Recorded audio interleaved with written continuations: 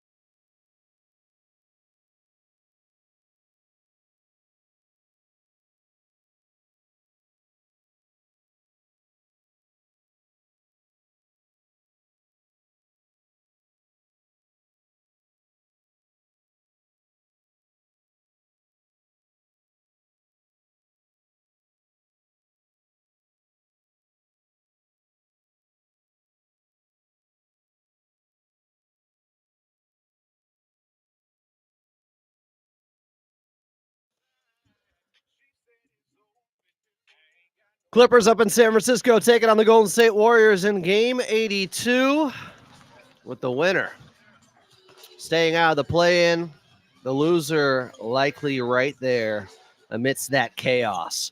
Welcome back in. I'm Adam Moslin. This is Clippers Countdown, the official pregame show of your LA Clippers. Clippers and Warriors. And let's get out to Chase Center with your radio voice of the Clippers and Carlo Jimenez. Carlo, how are we feeling? Adam, I thought these 12:30 games were over. But here we are. We're back at it. 12:30 action. I guess when the entire association is playing at 12:30, you can't really complain. But I am excited for this one. It has truly a playoff-like feeling. I wouldn't say a game 7 because neither team is getting eliminated tonight or this afternoon, but it is going to be a fun one against Golden State. Jimmy Butler, Kawhi Leonard, James Harden, Steph Curry. What more could you ask for, Adam? This is going to be fun. The stakes are high. It's going to be exciting, as was the Clippers' last game in Sacramento on Friday night, a 101-100 victory where they eked it out at the end. And while they didn't execute the way they wanted to on the offensive end, Carlo, they did just enough late defensively to hold on and win in Sacktown. Just enough. Able to get a stop on a DeMar DeRozan 3 on the right wing that did not find the iron. Ivica Zubac stood tall on that play. And the Clippers, Adam, while they didn't play well offensively, they scrapped at the end of that game. Last possession, you got the ball with about 28 seconds left. The Clippers get 2 offensive rebounds thanks to James Harden. They bleed about 20 seconds of clock and are able, really, in hindsight, to force what would become a very tough shot for DeMar DeRozan because he only had 2 seconds to catch and shoot the ball. So impressive stuff there by the Clippers to get it done down the stretch. And I thought what was even more impressive is, the Clippers walking into that game, 8th win, 17 of 20. What's the first thing out of James Harden's mouth post-game with Christina Pink? I got to be better. We got to not turn the ball over as much. There is a standard, Adam, with this group that is beyond just winning the games. And it is because James Harden goes to the podium, talks to the media, and preaches that standard. As Brian Seaman would say, St. James preaching to the choir about about where he needs to see this team right now. That was more encouraging for me, Adam, because you never want a group to get comfortable. And even for a team that has the longest win streak active in the NBA, they are not comfortable with the way they won that game. And I thought in particular, I was encouraged by the fact that they didn't settle from the outside in that ball game. They got downhill, they attacked, they got to the paint or die trying. It was them outscoring the Kings significantly when it came to points in the paint. And then they showed their scrap. We're in a game where the Kings had all the offensive rebounds. On one possession, the Clippers had 3 offensive rebounds, and that really proved to be the difference. It did. I mean, the Clippers' ability to force their way to a victory in that contest, doing whatever what was needed to come away with a win.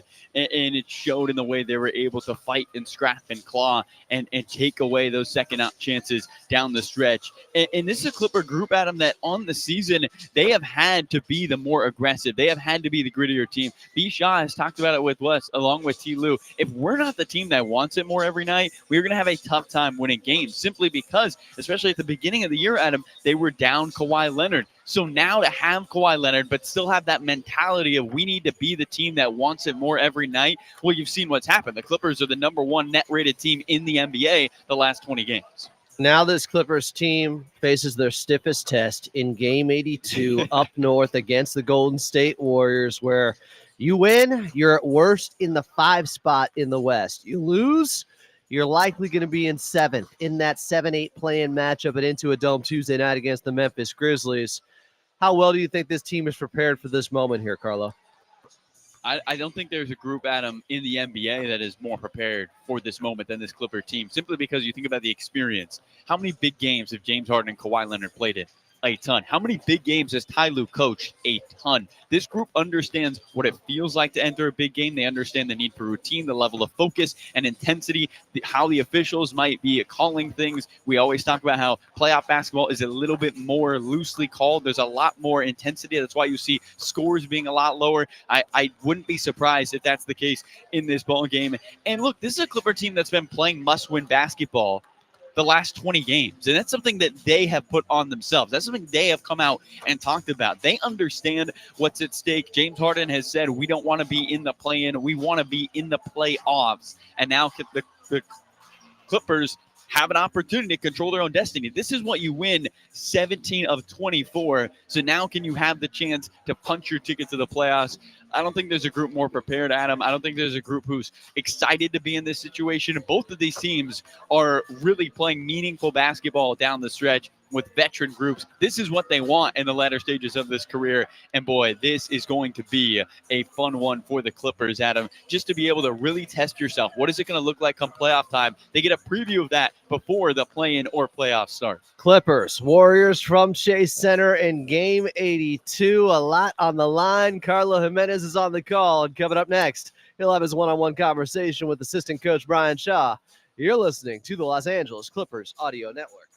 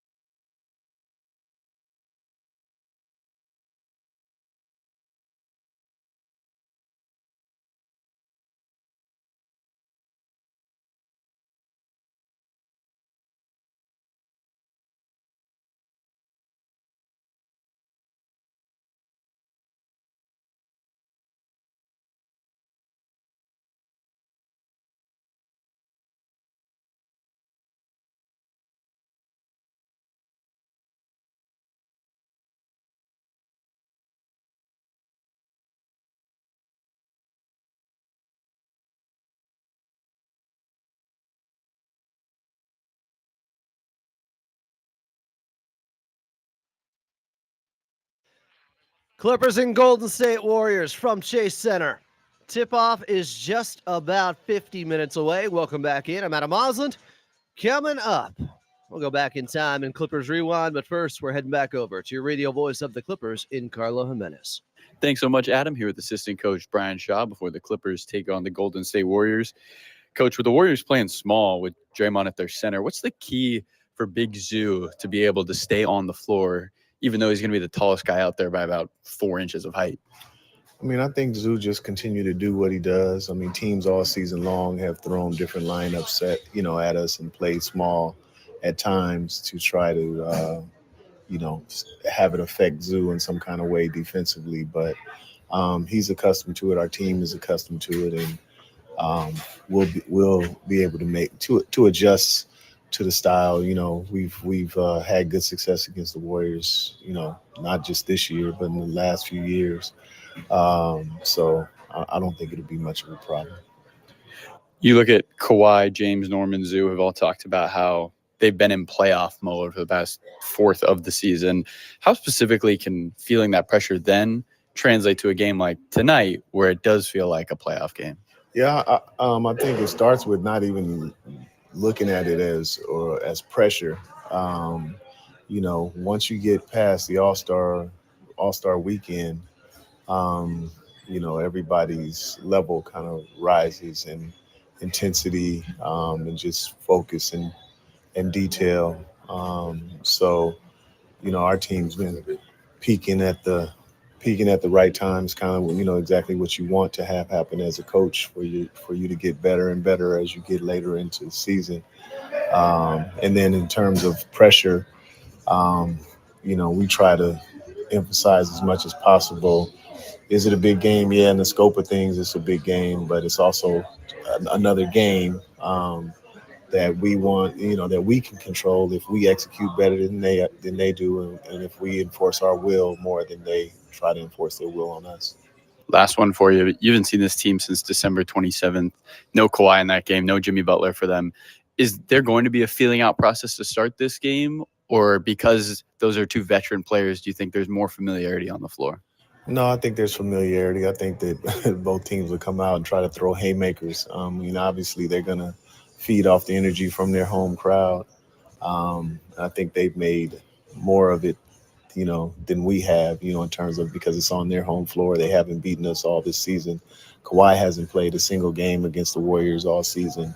So we're a completely different team that beaten them in the 3 games that we played prior to this, and they're a different team as well, with the addition of Jimmy Butler. So, it'll be fun to go out there and under these circumstances and see what both teams have. Can't wait. Thanks so much, Bisha. All right, thanks. Can't wait. Echoes of Noah Eagle there. Here we go. Clippers taking on the Golden State Warriors. There was Carlo Jimenez pregame with B. Shaw. Coming up next, we're going back in time and Clippers Rewind right here on the Los Angeles Clippers Audio Network.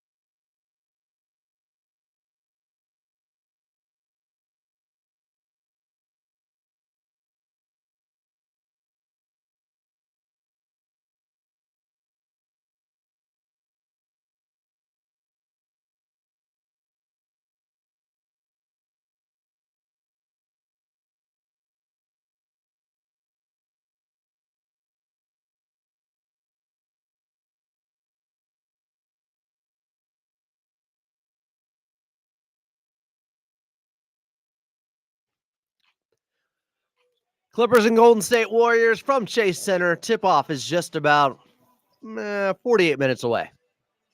Welcome back in. I'm Adam Osland. Coming up here on your Clippers pregame show, we'll have Lob Murray from The Athletic on. We'll also get to your player to watch. But first, we're going back in time in Clippers Rewind, back to May 3rd of 2014.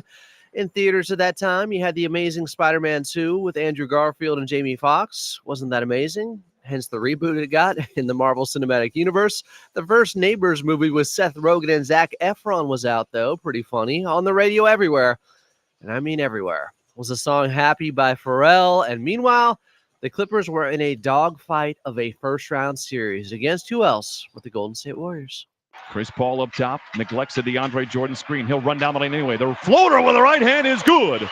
Chris Paul with 13 points and 11 assists, and the Clippers on top 79-77. Crawford on the right side for Golden State, chased around by a pair of would-be defenders. Heaves a three straight away. It is good. And a timeout called by Doc Rivers. Oh, my goodness. The Warriors take the lead. First time they've done that since it was 72-71. And the Warrior fans, clad in yellow, stand and yell. Crawford looking around, brings it over to the left sideline with 1 even to play. They go up top to Griffin. He stands on the foul circle, looking for Paul. He fakes the handoff. He drives the lane. He takes it to the house, bouncing off defenders. He just laid it in. He just put it up and in. 56 seconds to play. Oh, by the way, counted and a foul. Clippers will inbound to Crawford, leading 118-115. They skip it far side over to Griffin. He'll bring it across half court. He's on the left wing. He lobs to DeAndre. Incoming with 2 hands. 120-115. The second free throw by Collison is good, and Game 7 is over. It's an instant classic. 126-121. The Clippers out-duel an unbelievable Golden State effort. Brian Seaman on the call there. An epic first-round matchup that went 7 between the Clippers and Golden State Warriors back in 2014. Blake, CP3, JJ Redick, and Jamal Crawford each had 20 points. DJ had 18 boards. Matt Barnes helped out with 13 points as well. And the Clippers got it done in that Game 7 back at Staples Center, winning over the Golden State Warriors. Today's game may feel a little bit like a Game 7. It's just Game 82, but there's a lot on the line. Winner stays out of the play-in. Coming up next, we'll get to your player to watch. I'm Adam Osland, and you're listening to the Los Angeles Clippers Audio Network.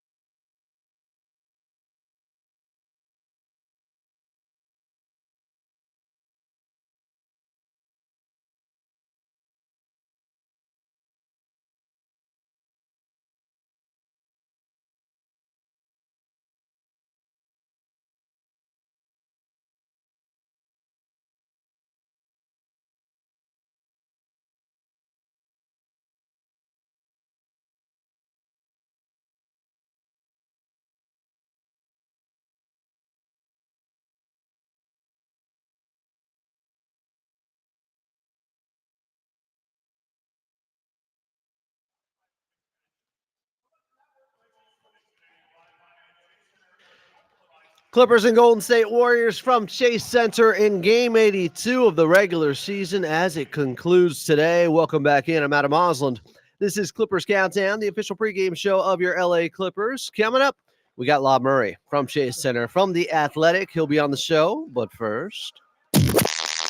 This is LA Clippers basketball. Watching this guy play right now is really something. Players to watch. I got my eyes on Big Zoo. All eyes on Zubac in this one.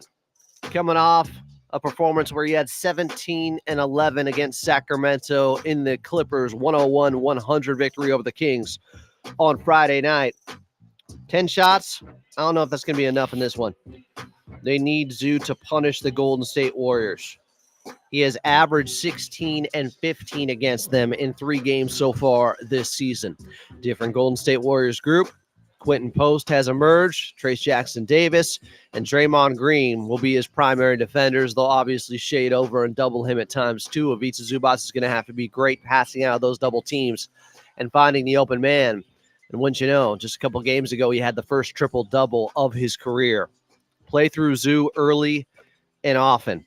This is a guy who was once taken off the floor in a series in 2019 against the Golden State Warriors because he was ineffective against their small ball. He's 28 now. He's all grown up. He's a defensive player of the year candidate, a most improved player candidate, an all-NBA defensive candidate, an all-NBA third-team candidate. He has been that good so far this season. Feed Big Zoo. Make sure he is getting touches throughout this ball game. Lean on him at times if you have to, especially if you have the advantage. Ivica Zubac, my player to watch. Clippers, Warriors from Chase Center. Winner stays out of the play-in. Coming up next, as we're just about 37 minutes away from tip-off, we'll get to your injury report. I'm Adam Osland, and you're listening to the Los Angeles Clippers Audio Network. Ooh, Daniel West.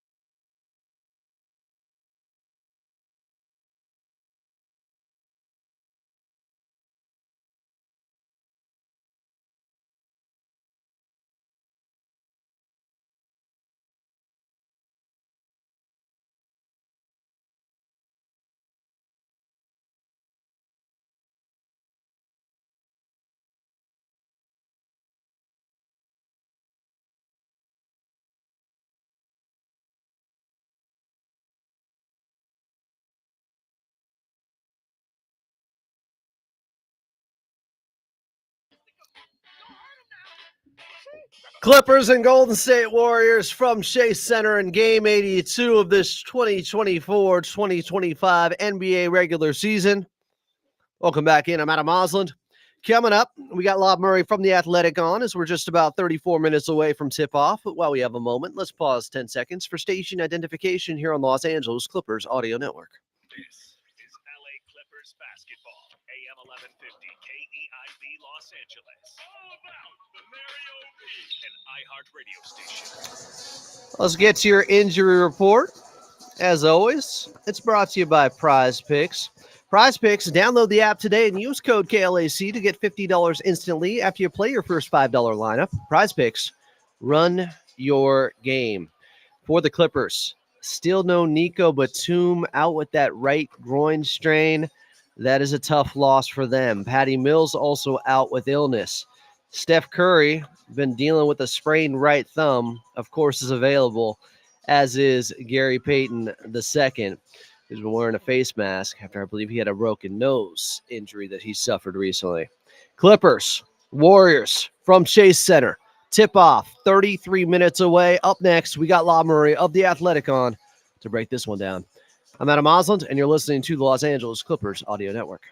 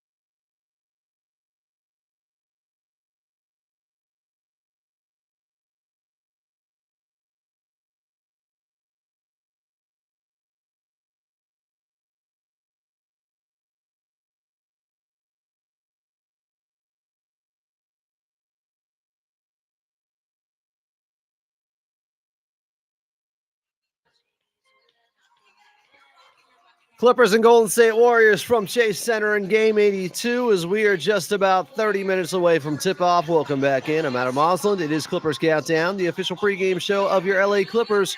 Coming up, we'll get to an NBA out-of-town scoreboard. But first, let's get out to Chase Center and get back to our friend in La Murray of The Athletic. At La Murray, the NU is where you find him on social media. Law, thanks for doing this once again, as you have been all season long, my friend. Thank you.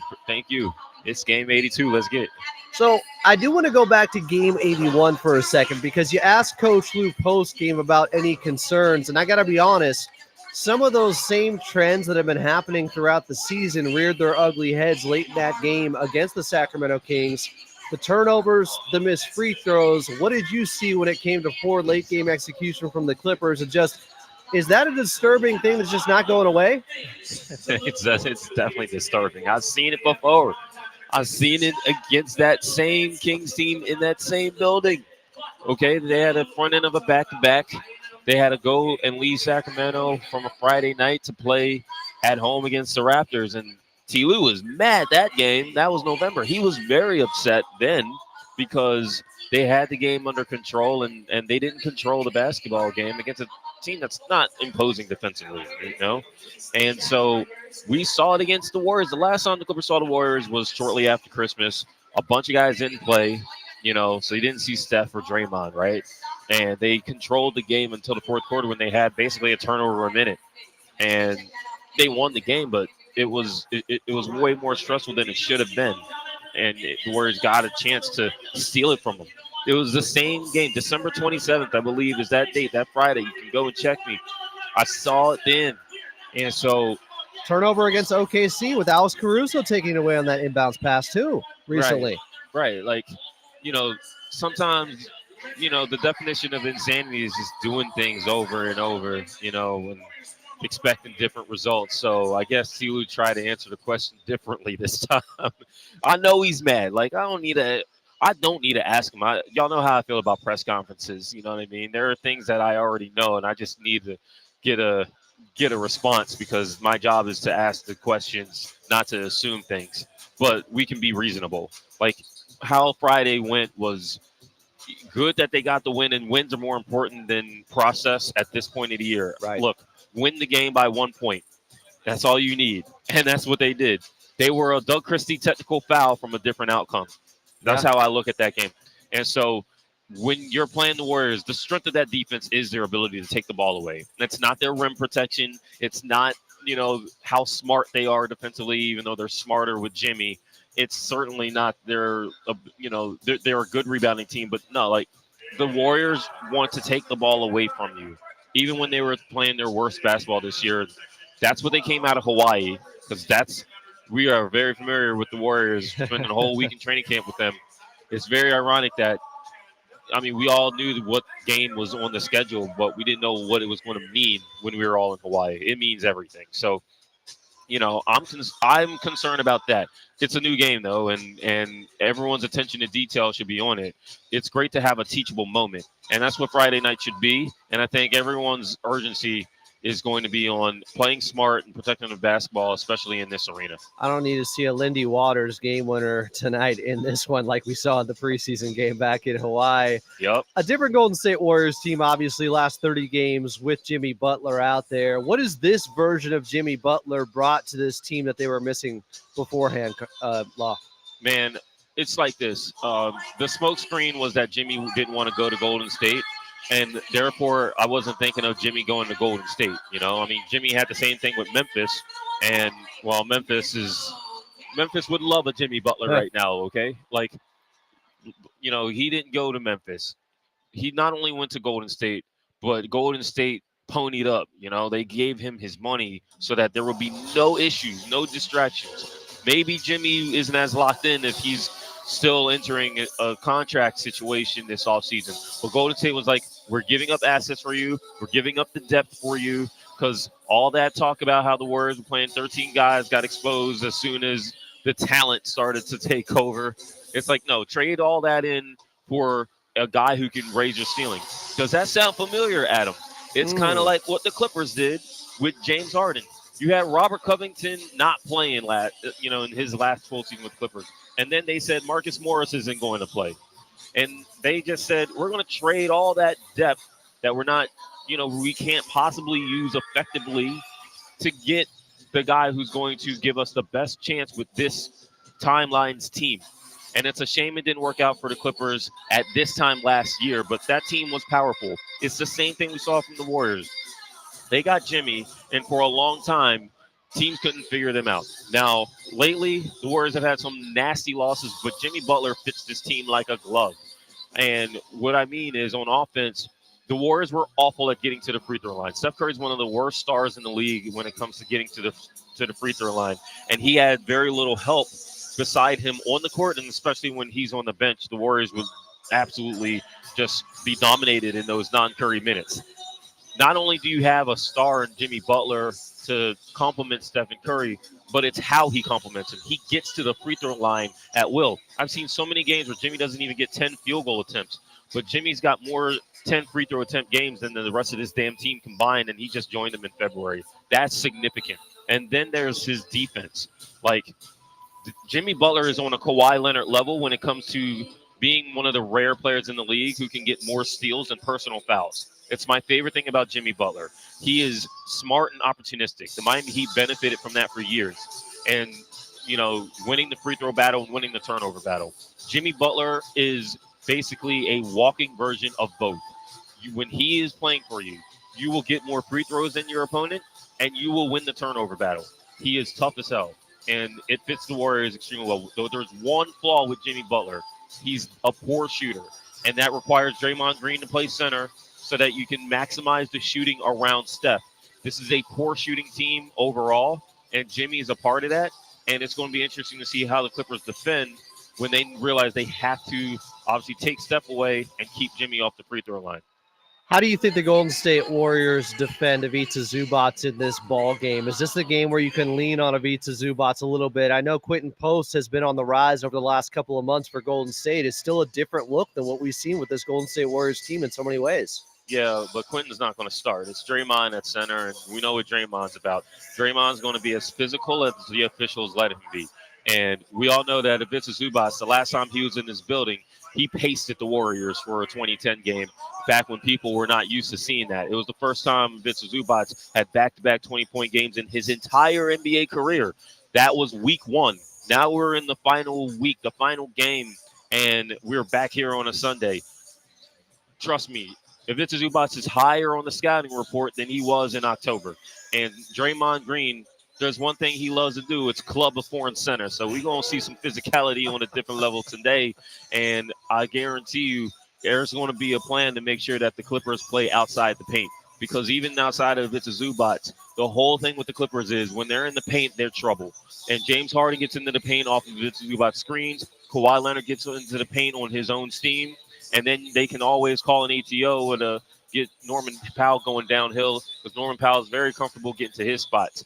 So Quentin Post is not a player that I anticipate having a major role. Like, I'm sure he'll be out there. I saw him just shooting threes right there with Draymond and in pregame. But this is going to be about Draymond Green versus Ivica Zubac. Draymond Green's trying to secure a rookie or a defensive player of the year award over a guy in Zoo that they also brought on to the same damn show to promote. I guarantee you it's going to be some theatrical stuff. It's going to require some real poise from all parties to get through this game. How do you believe the Clippers try to slow down Steph Curry? Is it a lot of Chris Dunn? Who are the guys? Him, DJ? Is Kawhi going to get his opportunities? How do they do it?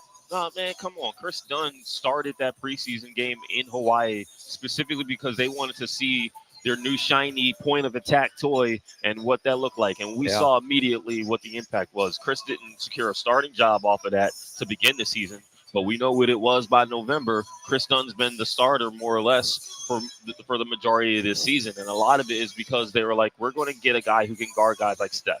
And Chris Dunn is a guy who absolutely turns your water off. And we're doing it here in Splash Brother County. So I think that the whole point of a guy like Chris Dunn starting is because you can put him on guys like Steph. The reason why Chris Dunn is starting and Derrick Jones is not is because Chris Dunn can be a release valve as far as a ball handler, and he can guard the guards. You know, Derrick is a very good defender, very effective player, a super talent as far as how this Clipper team is put together if he's coming off the bench. But Chris Dunn is here to check Steph. Like, their minutes will be tied together, and that's that. I mean, they need Kawhi to score and defend Jimmy Butler, to be honest with you. They don't have a lot of guys like that. Nico Batum not being available obviously impacts them as far as their big wing defensive options. Were you surprised by that, Law, with the severity of his injury? I was kind of hoping he'd be good to go in this game after he said he was fine after he initially tweaked the groin. Yeah, it would have been nice, but he's also, you know, at this stage of his career, soft tissue. Yeah. These are not elimination games. They got a guy coming back from injury in Amir Coffey, and I think Amir's not as good defensively, but Amir can approximate what Nico does offensively. And Amir has played well against the Warriors. There were games where Amir Coffey, you know, had a pretty important game in November at Intuit Dome against the Warriors in a game that finished close. So Amir hasn't played in 2 weeks. They're going to need him. You can still have a 9-man rotation full of guys who are poised and ready to play against this team. So when it comes to Steph, Tyronn Lue's been coaching against Stephen Curry for a decade. He knows what he wants to do, and he knows how to limit his impact. And again, it requires attention to detail. Make Steph do things that you don't want him to do offensively, and then target him relentlessly defensively. There's not a single player. I mean, Chris Dunn might be out there, but Chris Dunn, when he's out there, that's your best defender. And when Chris Dunn's not out there, everybody, like Bogdan Bogdanovic with the rest of the starters in place of Chris Dunn, gives Stephen Curry no place to hide. And that's how you have to approach this game. Clippers, Golden State Warriors from Chase Center. Tip-off is just about 16 minutes away. He's Law Murray of The Athletic, helping break it all down all season long. He's been there for you, Clipper Nation, at Law Murray, VNU. Make sure to subscribe to The Athletic because Law is like this. 365, 24/7. He breathes this game. He knows this game better than anyone else. Law, appreciate you doing this today on a big one. Hey, thank you. Enjoy the games, everybody. Coming up next, we'll get to an NBA out-of-town scoreboard. I'm Adam Oslin, Clippers, Golden State Warriors, and you're listening to the Los Angeles Clippers Audio Network.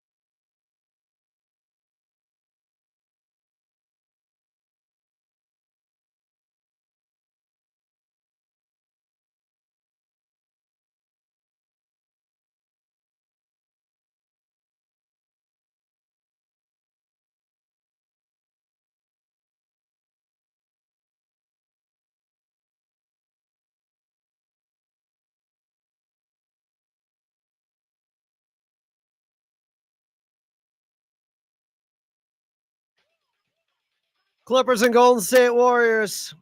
Tip-off is just about 15 minutes away. I'm Adam Osland. You're listening to the official pregame show of your LA Clippers. This is Clippers Countdown. Coming up, back to Carlo Jimenez. But first, let's get your drive around the league. Brought to you by Toyota's electrified lineup, including hybrids, plug-in hybrids, all electrics, and even fuel cell electric vehicles. So you can choose exactly the type you need for your lifestyle. We make it easy. Here's the two games you got to pay attention to coming up in just a bit. The Minnesota Timberwolves are hosting the Utah Jazz. Go Utah, who obviously doesn't have much to play for here, but the Minnesota Timberwolves do. They'll be playing to win. Anthony Edwards was not suspended. That technical was rescinded against him. He'll be available in that ball game. Biggest game, though, is in Houston, where Ime Udoka looks to be playing his guys, the usuals, regular minutes against the Denver Nuggets at home.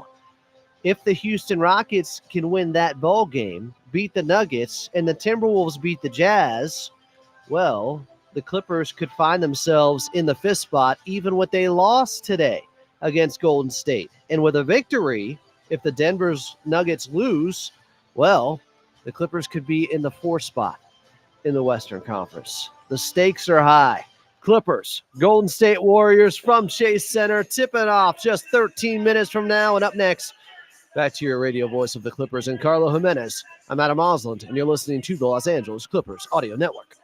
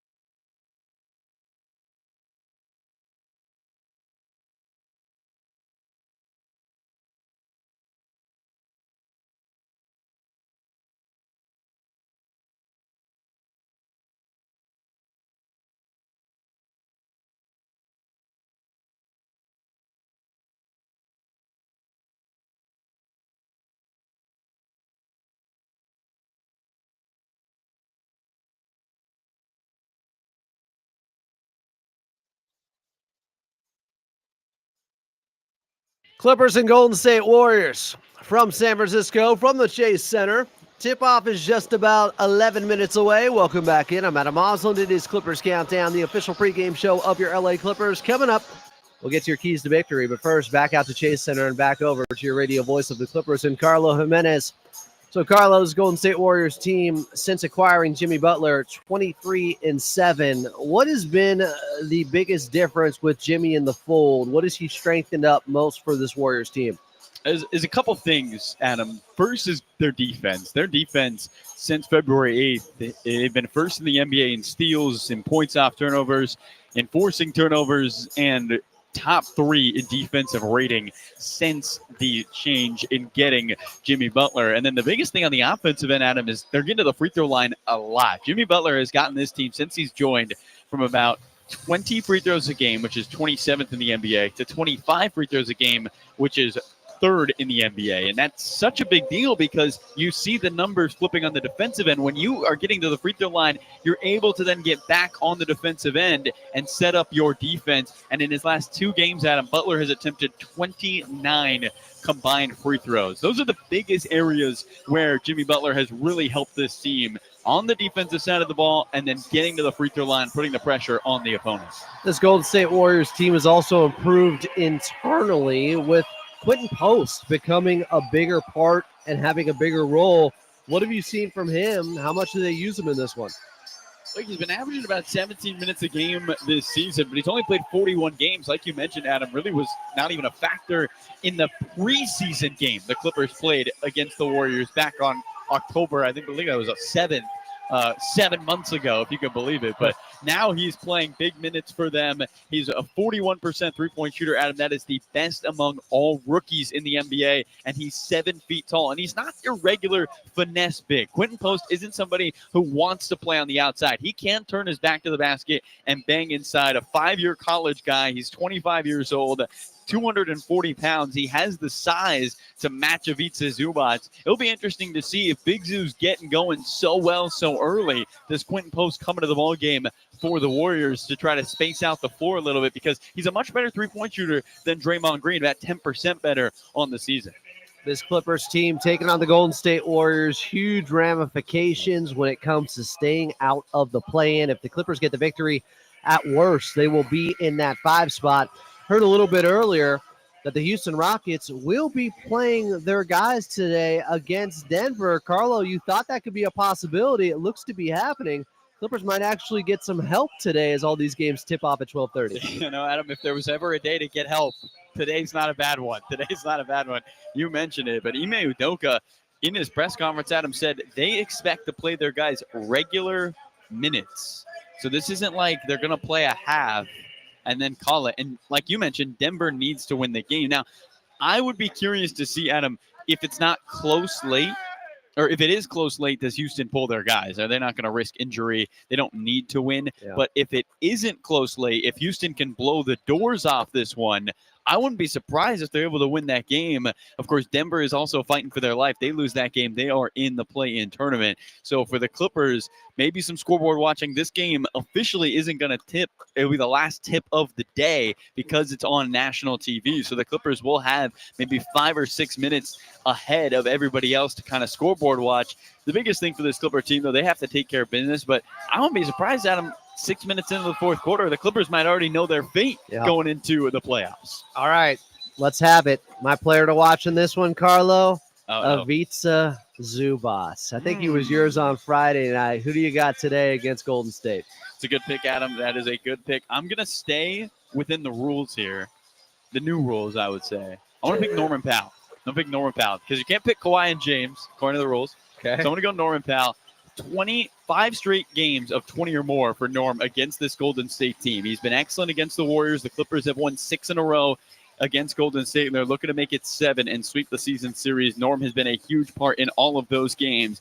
He's only averaging 19 over his last 7. I expect him to have a great game against Golden State. The Clippers are going to need their X factors to play well. Norman Powell is the X factor on the offensive end for the Clippers when it comes to providing that three-point shooting. Brandon Pajemski, probably the X factor for Golden State on the other side. He's been playing really, really well as of late. Norm needs to outplay Pods for the Clippers to get the win tonight. I don't know if this is a bad omen or a good one. I'm not sure how to interpret this, but Okay. Lindy Waters hit a three-pointer to send the Pistons-Bucks game into overtime. Of course, Oh, no. he hit the shot to beat the Clippers back in the preseason with Golden State. He's no longer there.